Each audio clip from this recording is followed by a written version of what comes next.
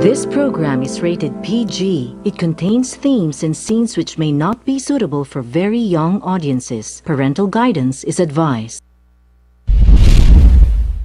Be advised that the views and opinions of the hosts and guests do not reflect those of the station.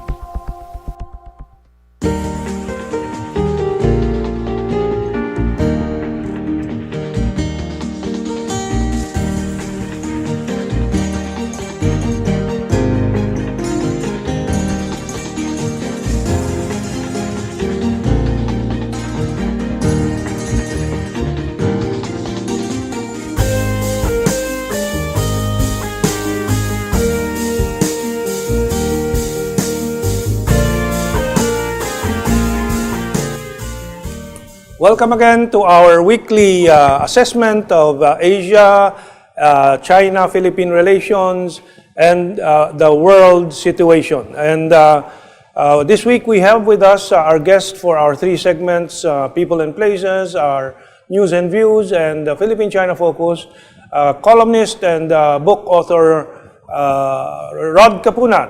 Rod is with us and he'll be assisting us in analyzing, commenting, and reviewing these developments.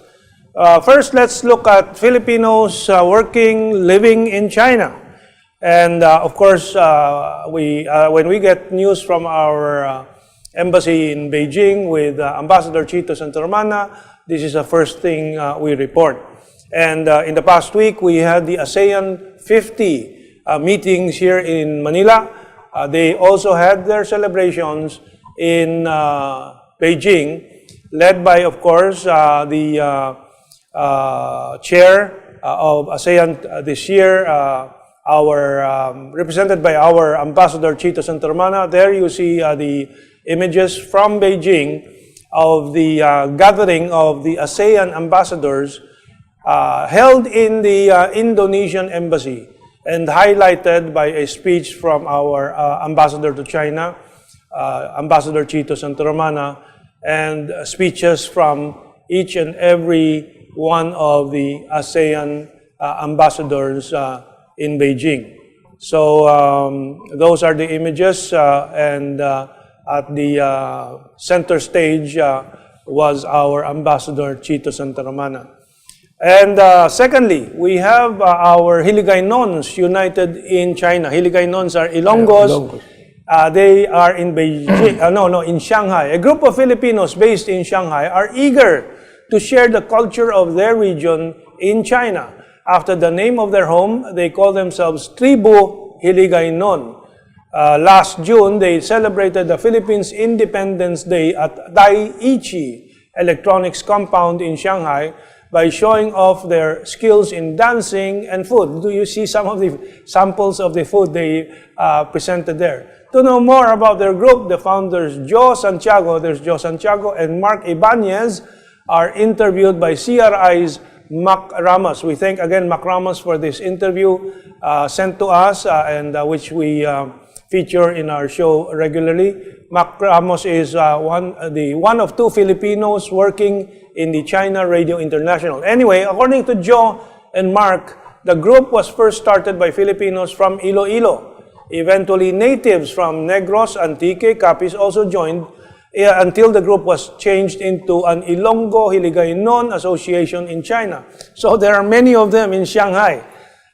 They have active members from all over China, and they are open to every Ilonggo and Hiligaynon residing in the country. As of the date of this interview, they have more than 100 members, and a majority of which comes from Shanghai.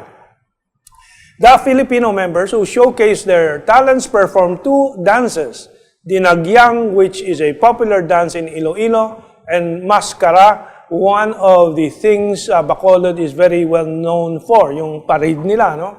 This is in line with their goal of spreading the Hiligaynon culture of being malambing and masiyahin in the Philippines-friendly neighbor China. To educate the public about the products the different regions of the Philippines boast of, and to promote Philippine tourism, the women members of the group sold Filipino delicacies and pasalubong goods such as homemade ice candy, piyaya, and caramel tarts, as their primary goal is to improve communication between Filipino Hiligaynons in China and to provide them with support and help. They are encouraging Filipinos in China who come from Hiligaynon to join the group. They have only two requirements for joining. First, that he or she must come from Iloilo, Hiligaynon, and second, that he or she can speak Hiligaynon. Eyeing to expand their group further, Tribu Hiligaynon promises to hold more gatherings, join more events, and reach out to more Filipino Hiligaynons from all parts of China. Let us listen to a short message from the group's founders.